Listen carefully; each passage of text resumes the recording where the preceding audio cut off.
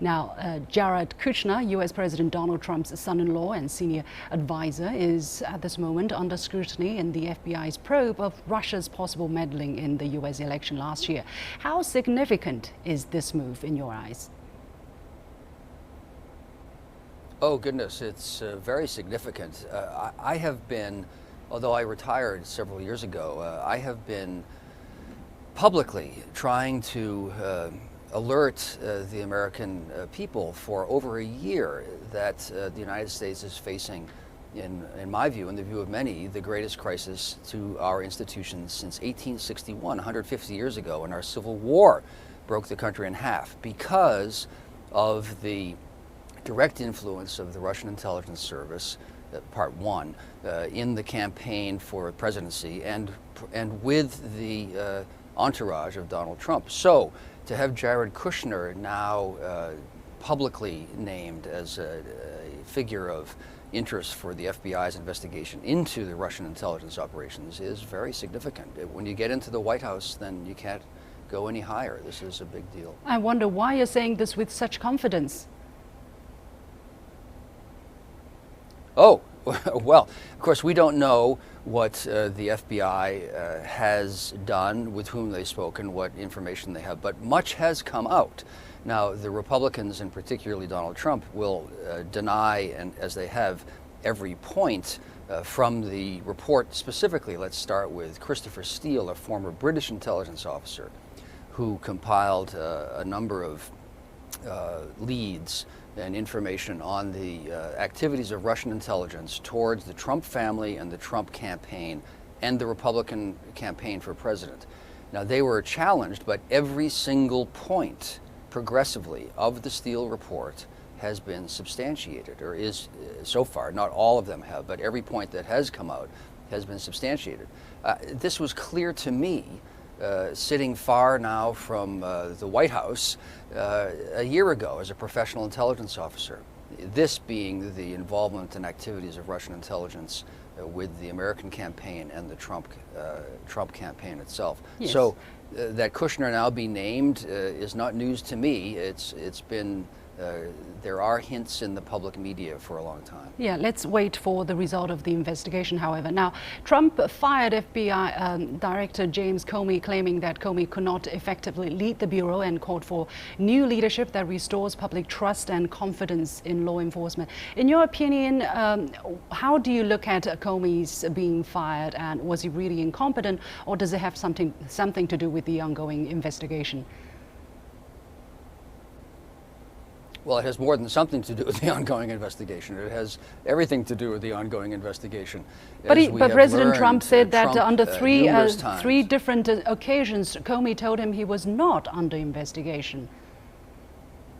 Well, but we all should know, from having listened and watched Donald Trump for a year and a half in national public life now, that he says whatever he wants to say at a given moment that he thinks will advance his interests at that given moment.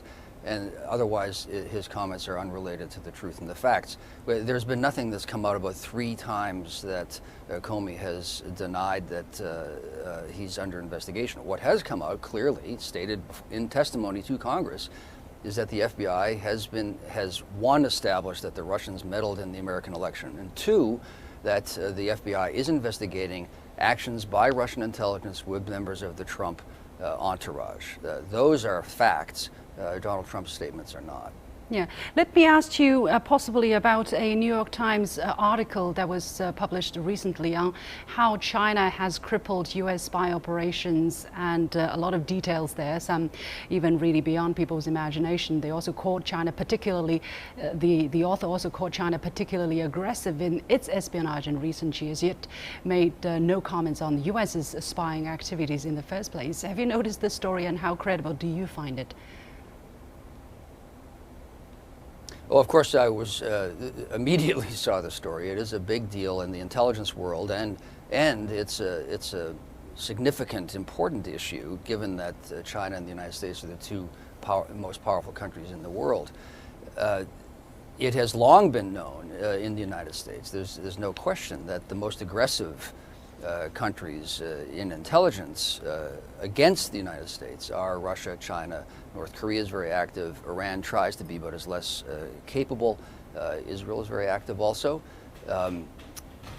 Your point that all countries conduct espionage is a fair one, however, though the United States also conducts espionage. That 18 people have been executed is dramatic. It is dramatic. Very important. Well, at this moment we cannot. Between the two countries, however, yeah, but of course, we the country cannot, has to defend its own interests. Of course, but I think compared to the espionage activity of the United States, there's no other country in the world that can compare to it. Probably you know it much better than anybody else. Well, there are only a handful of countries in the world that have what generally is termed a global intelligence capability. I mean, interest in or being interested in what's going on pretty much everywhere in the world. Israel, for example, is not. Israel is focused on its national survival and countries that are affecting it directly. The United States is one, so Israel is interested in the United States. The United States has been and is interested in and tries to find out information in most parts of the world. The few other global powers that way, I would say the United Kingdom remains so, France probably, Russia certainly, and China also. So it's not a surprise that China conduct espionage towards the United States, the other great power, or that the United States conduct espionage against China, the rising However, great yeah, power on the other world. hand, the kind of scale, the kind of sophistication we have heard about U.S. intelligence activities has really been one surprise after another.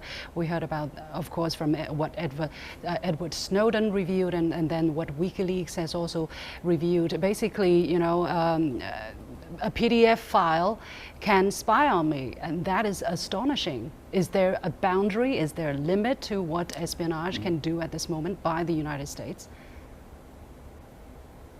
Well, I would just, I'll take your last point first, and we'll just scratch out the by the United States. The answer is that there's not a limit to what any intelligence service will do, just about.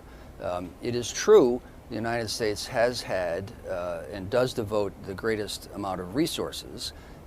As the richest country, we've just had more money, frankly, to devote to these issues, in particular technical capabilities that you talk about. But it is a little misleading to focus on the United States, since all countries do this and progressively do them as their resources increase. So everyone has dirty hands in this business. Well, you were once part of the team with the dirty hand, if I can. While you were doing your espionage work, did you ask yourself the question of right and wrong? Was there any struggle about morals ever? That's a very good question, and yes, it is an excruciating for any person with any sort of honor or moral sense, and the two should be related. Conducting intelligence is an existential challenge. How do you act to undermine other people's values and responsibilities and yet affirm your own without corrupting them? And that is a challenge for every intelligence officer. And any officer who is not aware and does not feel that conflict is probably a sociopath and a dangerous person. How did you deal with that conflict, though? Very challenging. Yes. That's a question with multiple answers and maybe no good answer. I think the way day to day that an officer like me or my counterpart in China has to deal with this is you compartment and you say, I accept, I believe on the whole, that my country represents values and a way of life for individuals in a society that I have pledged my allegiance to, that is worth giving my heart and energy to. Now, and then you try to serve that. Now the dilemma comes, if I might just go ahead, please. Finish the thought, when you find that your government doesn't adhere to those values in the largest sense, then you're in a terrible contradiction, and it's based on that contradiction that much espionage occurs. But there's no getting around that this is an is that the excruciating reason? moral and intellectual dilemma. Sure. Is that the reason why you wrote the book, The Interrogator? It's about your personal experience of interrogating an Al-Qaeda suspect. And what was the motivation behind writing that book? Yes, I think I agree. That's fundamentally the motivation of why I wrote my book. I found myself involved, one of the few people with firsthand knowledge of what my country, what the CIA was doing, that was in complete contradiction to the oath that I had taken to preserve, protect, and defend the Constitution of the United States. So what do you do if you're an officer like this? If you serve the state, then you betray your oath. And if you don't fulfill your oath, then you betray the state. It's an impossible dilemma. So I thought the only solution was to say, look what we have done, how we have harmed ourselves and betrayed who we are. One can be tough and hard and protect one's nation without betraying one's oath or one's values. It is possible to do that. In that instance, we failed.